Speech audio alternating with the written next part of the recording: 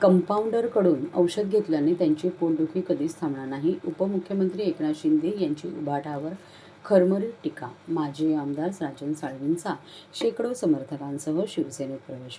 कोकणात उभाटाला जबर धक्का. मराठी माणसाला तो पुरस्कार दिला त्याचा अभिमान पाहिजे, मात्र माझ्या द्वेषाने पछाडलेल्या लोकांनी महाजी शिंदे यांचा अपमान केला, साहित्यिकांचा अपमान केला आणि शरद पवार यांचाही अपमान केला. ही पोटदुखी कधीच थांबणार नाही, कारण ते कंपाऊंडरकडून औषध घेतात. त्यांना चांगल्या डॉक्टरकडे दाखवलं पाहिजे, अशी खरमरीत टीका शिवसेना मुख्य नेते आणि राज्याचे उपमुख्यमंत्री एकनाथ शिंदे यांनी केली.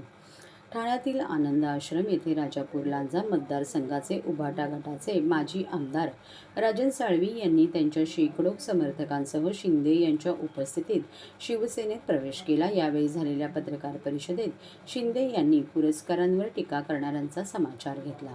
शिंदे म्हणाले की एका मराठी माणसाचा मराठी माणसाकडून सत्कार केला तर त्यांना पोटदुखी झाली. त्या सोहळ्यात शरद पवार यांनी संस्कृती दाखवली आणि या लोकांनी विकृती दाखवली, अशी बोचरी टीका शिंदे यांनी संजय राऊतांवर केली. ज्याप्रमाणे मोगलांच्या घोड्यांना संताजी धनाजी दिसायचे तसे मी आता त्यांना दिसतोय. माझी लाईन कापण्यापेक्षा तुमची लाईन वाढवा. एकनाथ शिंदे जिथे उभा राहतो तिथून लाईन सुरू होते, ती जनसेवेची लाईन असते. एक सर्वसामान्य शेतकऱ्याचा मुलगा राज्याचा मुख्यमंत्री होऊ शकतो, हा इतिहास राज्याने पाहिला आहे. आमच्याकडे येताय त्यांचे आम्ही स्वागत करतोय, पण तुमच्याकडे का जाताय याचा विचार करायला हवा, असे शिंदे म्हणाले. विकासाचा अजेंडा चालवला म्हणून राज्यातील जनतेने देदीप्यमान विजय मिळवून दिला. कोकण भगवमय झाले पाहिजे. कोकण भगवमय झाले पाहिजे.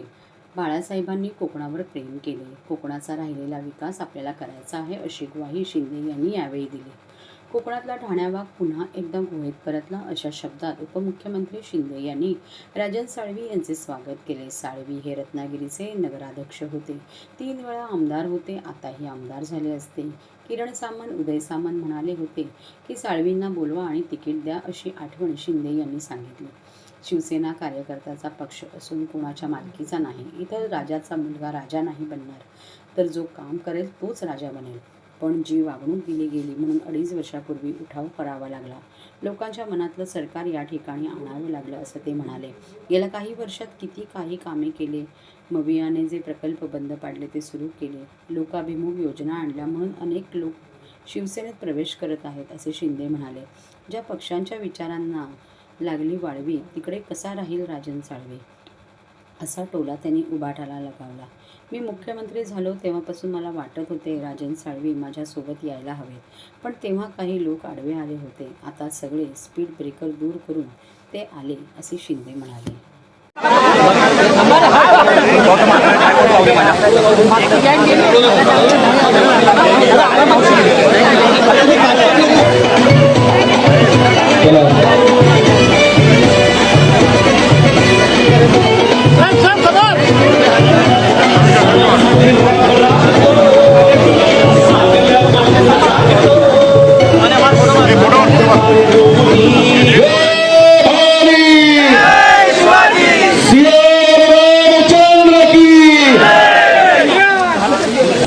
परंतु माझ्या एकनाथ शिंदे यांच्या द्वेषाने पछाडलेले लोक त्यांनी महाजी शिंदे यांचाही अपमान केला, त्यांच्या इतिहासाचाही अपमान केला.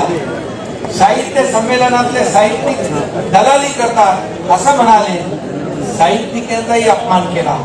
आणि ज्या ज्येष्ठ नेते शरद पवार साहेबांनी या ठिकाणी सत्ता आणली, मुख्यमंत्री बनवलं, आणि ज्यांच्या मागे पुढे फिरणारे त्यांनी शरद पवार साहेबांचाही अपमान केला.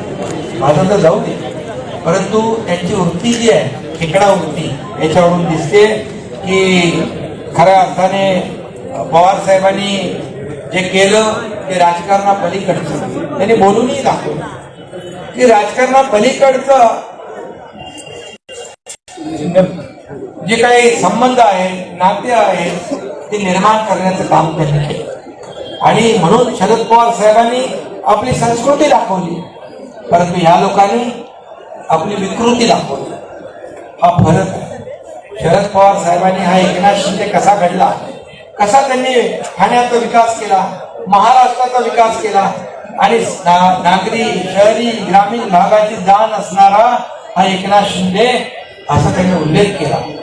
कारण मी दिवस रात्र मेहनत केली, पायाला भिंगरी लावून फिरलो आणि म्हणून आधीच्या मुख्यमंत्र्यांची काम आणि माझं काम हे त्यांना माहीत होतं.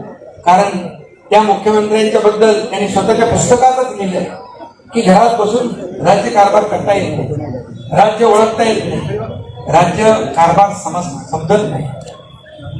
आणि म्हणून मी एवढंच सांगतो, ही विकृती आहे, ही पोटदुखी आहे. खरं म्हणजे मी आपल्याला सांगेल, ही पोटदुखी कधी थांबणार, कधीच थांबणार नाही. कारण ते कंपाऊंडर कडून औषध घेतात, त्यांनी चांगल्या डॉक्टर कडून औषध घ्यायला पाहिजे, समज तेव्हा पोटदुखी थांबेल.